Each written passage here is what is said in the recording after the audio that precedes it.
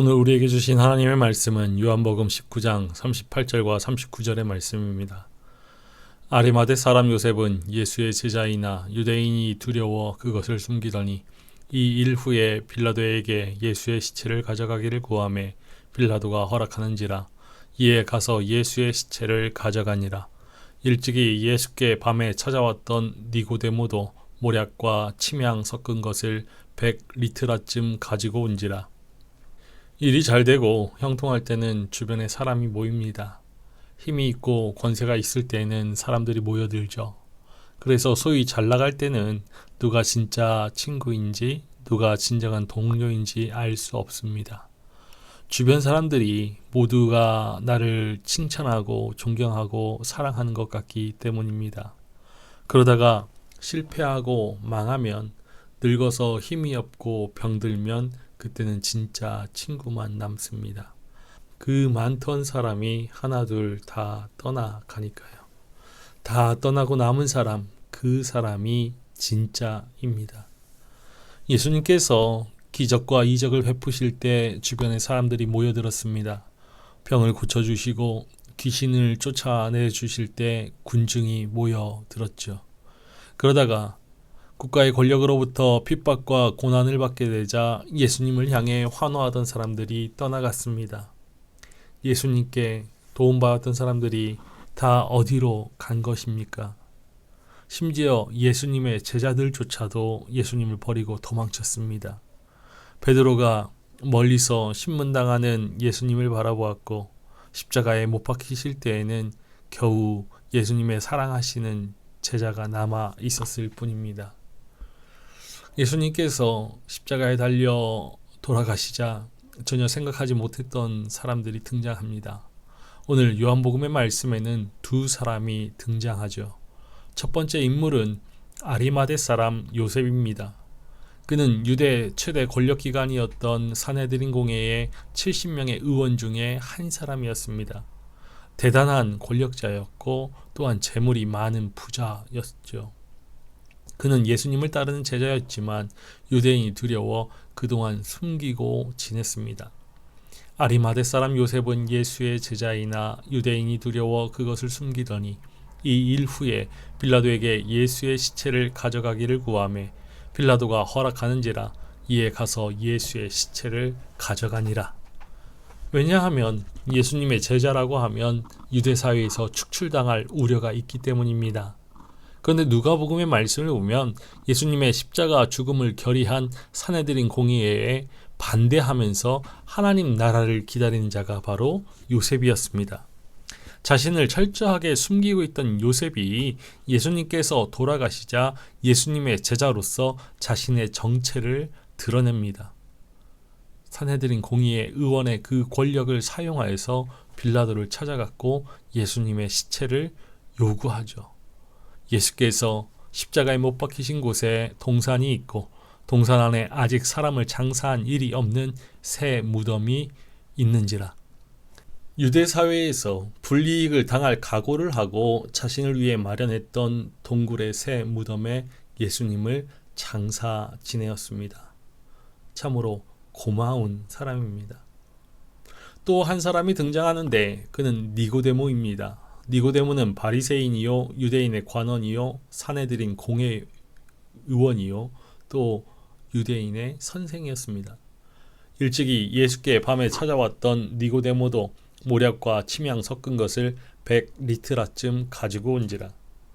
니고데모는 일찍이 사람들의 시선을 피해서 밤에 예수님을 몰래 찾아와 거듭남에 대해서 질문했었습니다. 예수님은 거듭남이 무엇인지 모르는 니고데모를 책망하셨죠. 예수님을 하나님께서 보내신 분으로 인정하였던 니고데모는 예수님으로부터 물과 성령으로 거듭나야 한다라는 말씀을 들었습니다. 그리고 하나님이 세상을 이처럼 사랑하사 독생자를 주셨으니 이는 그를 믿는 자마다 멸망하지 않고 영생을 얻게 하려 하심이라. 이 말씀은 예수님께서 니고데모에게 하신 말씀입니다. 그 후에 니고데모는 대제사장들과 바리새인들이 예수님을 비난할 때 예수님을 옹호하는 듯한 발언을 하기도 했습니다. 이렇게 일찍이 밤에 예수를 찾아온 니고데모가 다시 예수를 찾아온 곳은 예수님께서 매달린 십자가 앞입니다. 예수님을 처음 만났을 때와 지금 십자가 앞에 선 니고데모는 다른 사람이 되었죠. 거듭남의 의미조차 제대로 알지 못하였던 과거의 니고데모가 아니었습니다.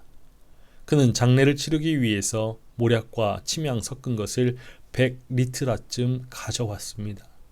새 무덤에 예수님을 모시고 유대인의 관례대로 장례를 치렀죠. 참으로 고마운 사람입니다. 산헤드린 공의회는 유대 사회의 최고 의결 기관으로서 예수님을 십자가 죽음으로 몰아세운 집단입니다. 산헤드린 공의회 신분인 아리마대 사람 요셉과 니고데모가 죽은 예수님을 정성을 다해 장례를 치루었다라는 그 사실이 알려지면 두 사람은 무사할 수 없었습니다. 3년간 동고동락했던 제자들은 예수님의 십자가 죽음 앞에서 두려움에 휩싸여 모두 흩어졌습니다. 그러나 예수님을 따르는 것이 알려질 것을 두려워하였던 이 두 사람은 예수님의 죽음 앞에서 오히려 담대해졌죠.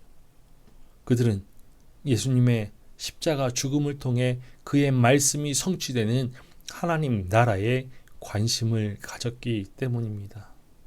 아리마대 사람 요셉과 니고데모는 예수님의 장례를 준비하면서 그들 역시 예수님의 죽음에 깊이 동참하였던 것입니다. 예수님의 죽음이 무엇을 의미하는지를 바로 깨닫는 사람만이 십자가에 못 박혀 죽으신 예수 그리스도 안에서 담대해질 수 있습니다. 예수님의 십자가 죽음은 육체의 종착점이 아니라 우리를 구원하시기 위한 하나님의 말씀이 성취되는 시작점입니다. 그렇다면 하나님께서 말씀으로 약속하신 영원한 하나님의 나라를 분깃으로 삼는 우리를 통해 하나님의 말씀이 이 땅에 반드시 성취될 것임을 믿고 살아가야 합니다.